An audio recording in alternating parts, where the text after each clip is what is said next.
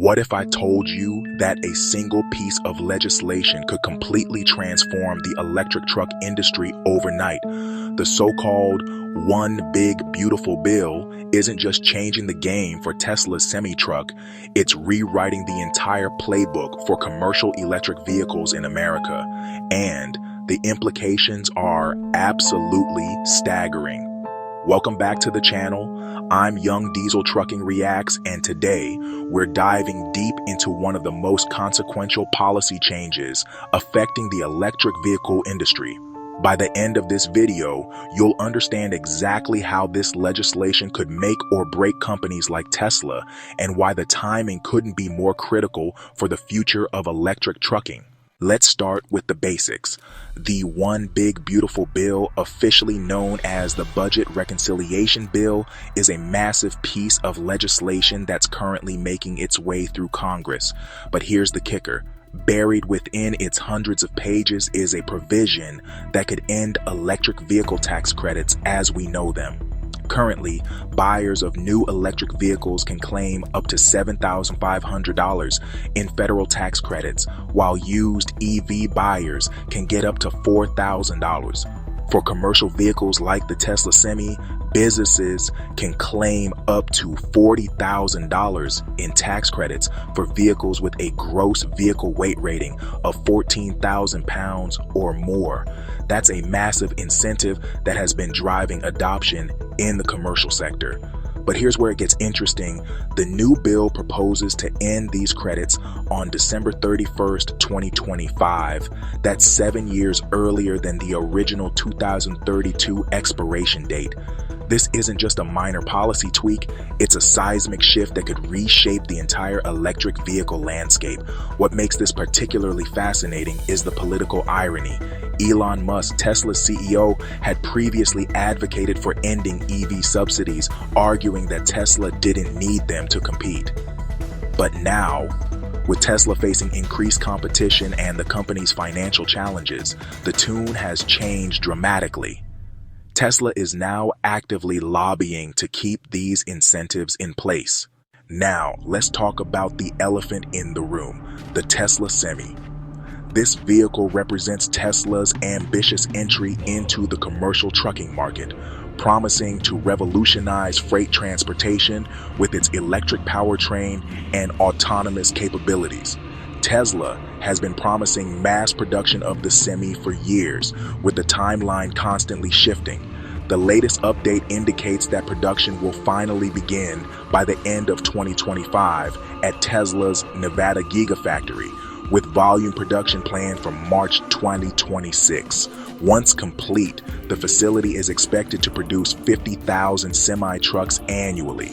But here's the challenge. The timing couldn't be more precarious. Just as Tesla is ramping up semi-production, the very incentives that make these trucks financially attractive to fleet operators could disappear. Think about it. A $40,000 tax credit can make the difference between a financially viable electric truck purchase and a deal that doesn't make sense on paper. The Tesla Semi has several compelling advantages. According to Tesla's own data, charging with electricity is approximately 2 times cheaper per mile than refueling with diesel. Fleet operators can see estimated fuel savings of up to $150,000 within their first 3 years of ownership. These are substantial savings that could justify the higher upfront costs even without incentives. However, the reality is more complex. While Tesla has been making bold promises, competitors like Volvo have been quietly executing. Volvo recently announced the sale of its 5,000th electric truck, while Tesla is still struggling to achieve mass production of the Semi. This raises questions about whether Tesla can capture market share quickly enough to establish itself before the incentive landscape changes. To understand the full impact of this legislation, we need to zoom out and look at the broader electric truck market. The commercial vehicle sector is experiencing a transformation driven by several factors: environmental regulations, fuel cost savings, and government incentives. Companies like Volvo, Freightliner, Peterbilt, and Nikola are all competing in this space, each with their own strategies and timelines. The current incentive structure has been crucial in helping fleet operators justify the transition from diesel to electric, especially given the higher upfront costs of electric commercial vehicles. Fleet operators typically make purchasing decisions based on total cost of ownership over the vehicle's lifetime. While electric trucks offer lower operating costs due to cheaper electricity and reduced maintenance, the higher purchase price has been a significant barrier. The $40,000 commercial vehicle tax credit effectively bridges this gap, making the business case much stronger. But the impact of removing these incentives won't be uniform across all companies. Established players with proven products and strong dealer networks might weather the transition better than newer entrants or companies still working on production ramp-up. This could create a scenario where timing becomes everything. Companies that can establish market presence before the incentives disappear will have a significant advantage. The logistics and shipping industry is also facing increasing pressure to reduce emissions. Major companies like Amazon, UPS, and FedEx have made public commitments to electrify their fleets. However, these commitments were made with the assumption that current incentive structures would remain in place. If the One Big Beautiful Bill passes, these companies may need to reassess their timelines and strategies. So, who wins and who loses if this legislation passes? The answer is more nuanced than you might think, and it reveals some fascinating dynamics in the electric vehicle industry. Potential winners. First, established companies with products already in production could benefit. Companies like Volvo, which has already delivered thousands of electric trucks, won't be as dependent on incentives to make their business case. Their proven track record and established relationships with fleet operators could give them an advantage in a post-incentive world. Ironically, Tesla might also end up being a winner in the long run, despite initial concerns. Tesla has always positioned itself as a premium brand, and their customers often buy for reasons beyond just financial incentives. The Tesla Semi's advanced technology, including its semi-autonomous capabilities and over-the-air updates, could differentiate it from competitors even without subsidies. Additionally, Tesla's vertical integration and manufacturing scale could allow them to reduce costs more aggressively than competitors. If Tesla can achieve their production targets and drive down costs, they might be able to maintain competitiveness even without incentives. Potential losers. Startup companies and newer entrants face the biggest challenges. Companies like Nikola, which are still working on establishing production and proving their technology, could find it much harder to compete without the subsidy advantage. The window for gaining market traction becomes much smaller. Fleet operators, particularly smaller companies, could also lose out. Large corporations might be able to absorb the higher costs as part of their sustainability initiatives, but smaller fleet operators who were counting on incentives might delay their electrification plans. The broader implications extend to the electric grid and charging infrastructure as well. Slower adoption means less demand for commercial charging stations, which could slow infrastructure development. The timing of this potential policy change creates a fascinating race against the clock. Let me break down the critical timeline that could determine the fate of the electric truck industry. We're currently in June 2025. The proposed end date for EV incentives is December 31st, 2025, just 6 months away.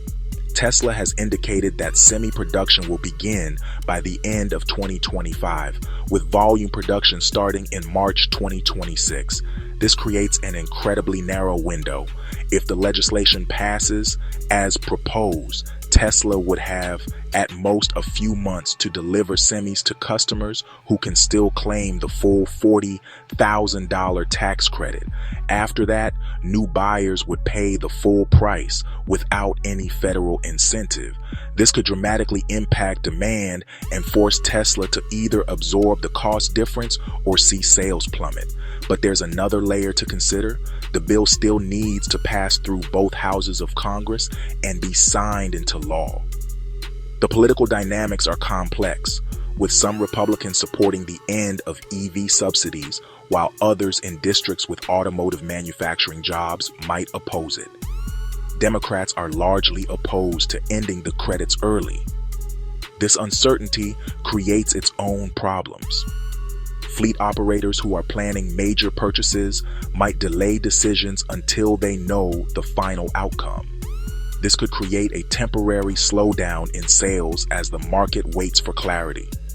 Meanwhile, competing manufacturers are likely adjusting their strategies. Some might accelerate their production timelines to capture market share while incentives still exist. Others might be working on cost reduction strategies to remain competitive in a post-incentive world. Let's get practical about what this means for real businesses and consumers. I've been talking to fleet operators, industry analysts, and logistics companies to understand the ground-level impact of these potential changes. Take a typical regional delivery company operating 50 trucks. Under the current incentive structure, switching to electric trucks could save them $2 million in tax credits alone, not counting fuel and maintenance savings. Without those incentives, the payback period extends from about 3 and 4 years to 6-7 years. That's the difference between a compelling business case and a questionable investment. The ripple effects extend throughout the supply chain. Truck dealers who have been investing in electric vehicle training and infrastructure might see reduced demand. Charging network operators could face slower growth in the commercial segment. Even truck financing companies are watching closely as the economics of electric truck loans could change dramatically. Interestingly, some segments might be less affected than others. Long-haul trucking, where fuel costs represent a larger percentage of operating expenses, might still find electric trucks attractive even without incentives. Local delivery and urban logistics, where routes are more predictable and charging infrastructure is more accessible, could also maintain strong adoption rates. The environmental impact is also significant. The transportation sector is one of the largest sources of greenhouse gas emissions in the United States. Slower adoption of electric trucks could make it harder to meet climate goals and could impact state-level regulations that mandate emissions reductions. So, what should we expect in the coming months? The industry is essentially holding its breath, waiting to see how this political and economic drama unfolds. There are several possible scenarios. If the bill passes as written, we could see a massive rush to purchase electric trucks before the end of 2025, followed by a significant slowdown in 2026. This could create supply chain chaos as manufacturers struggle to meet sudden demand spikes. Alternatively, the bill could be modified to phase out incentives more gradually or to maintain them for commercial vehicles while ending consumer incentives. This seems politically more palatable and would provide more stability for the commercial market. There's also the possibility that the bill doesn't pass at all, maintaining the status quo until 2032. This would provide the most certainty for manufacturers and fleet operators, but would also maintain what critics see as market distortions. Smart companies are preparing for multiple scenarios. Tesla is likely pushing hard to maximize semi-deliveries before any potential deadline. Competitors are positioning themselves to capture market share if Tesla stumbles. Fleet operators are accelerating their evaluation processes to make decisions before policy uncertainty increases. The charging infrastructure companies are particularly interesting to watch. They need to balance investments in commercial charging with uncertain demand forecasts. Some are hedging by focusing on segments less dependent on incentives, like urban delivery routes where the operational benefits of electric trucks are strongest. The One Big Beautiful Bill represents more than just a policy change. It's a test of whether the electric truck industry can stand on its own merits without government support. For Tesla's Semi, the timing couldn't be more critical. The company has just months to prove that their long-promised revolution in commercial transportation can succeed in the market. The broader implications extend far beyond any single company. We're watching the potential reshaping of American transportation policy, the commercial vehicle industry, and the pace of electrification. The decisions made in the next few months could determine whether electric trucks become mainstream quickly or remain a niche market for years to come. What's your take on the situation? Do you think electric trucks are ready to succeed without government incentives? Are you a fleet operator trying to make these decisions? Let me know in the comments below. I read every single one and often feature the best discussions in follow-up videos. If you found this analysis helpful, make sure to subscribe and hit the notification bell.